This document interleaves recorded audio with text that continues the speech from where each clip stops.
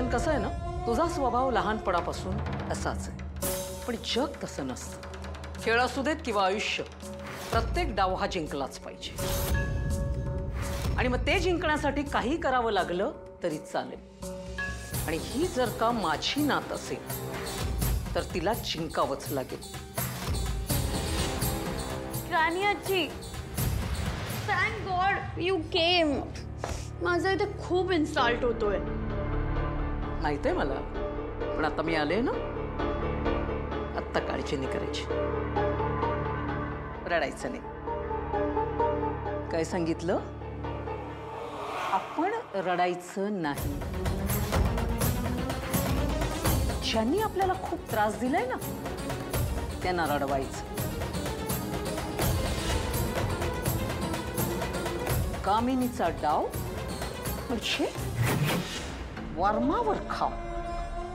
आत्या, प्लीज असलं काहीतरी तिच्या डोक्यात भरवू नकोस. राजन, तू प्लीज गप्पच बस. इथे माझ्या मुलीला इतका त्रास होतोय, तू त्या गावंढळ मुलीला बडबडायला पाहिजे, तर तू आपल्या अनुला बोलतोयस. बस झालं, तू आज जा, फ्रेश आणि झोप. तुझा मला आईशी बोलायचंय.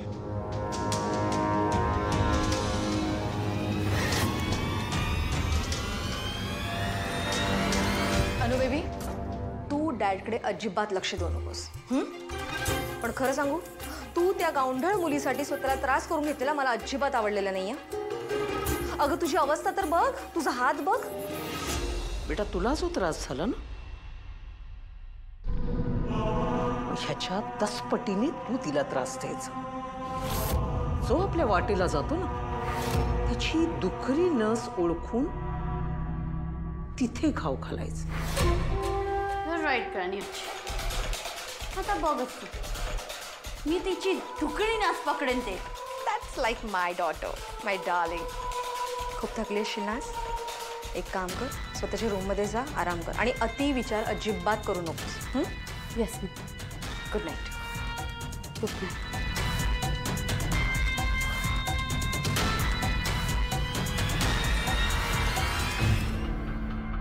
जरा घेणी, तू पण जा.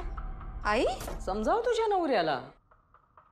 इतके वर्ष तुझ्याबरोबर संसार करून आईच्या नेभळट संस्कारामधनं तो अजूनही बाहेर पडलेला नाहीये.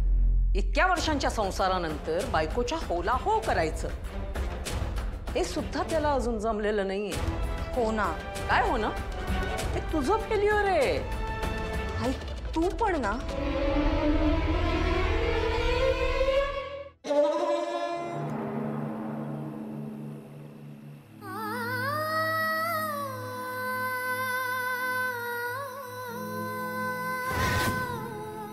सरू, तुझा देवावरचा विश्वास कमी झालाय का?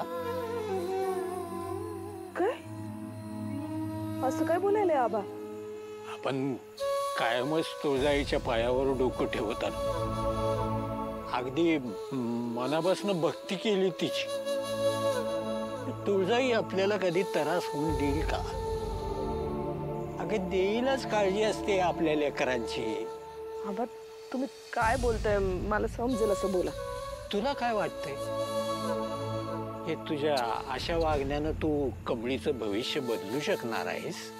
पण आबा, तू आत्ता तिच्या संग जसं वागायला लागली आहेस, त्यानं तिला त्रास व्हायला लागलाय.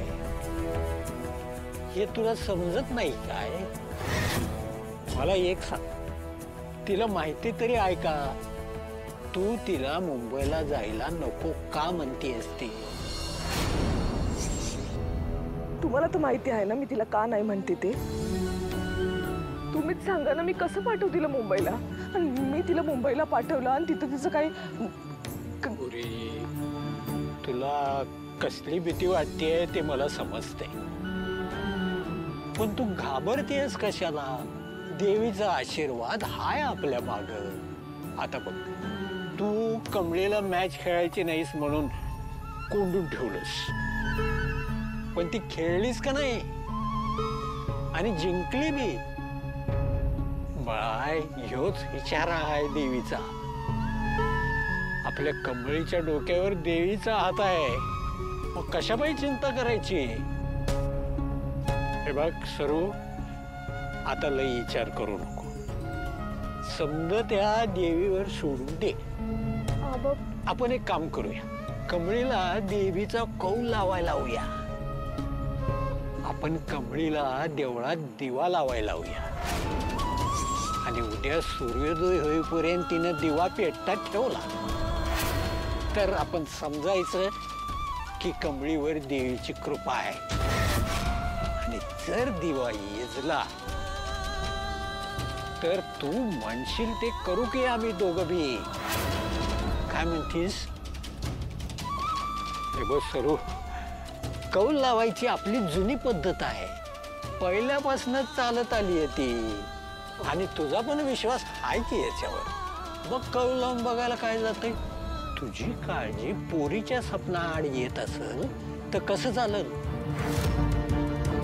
म्हणून तर म्हणतोय कमळीच्या आयुष्याचं काय करायचं ते तुझंही ठरवल. बरोबर बोलतोय ना हो मी?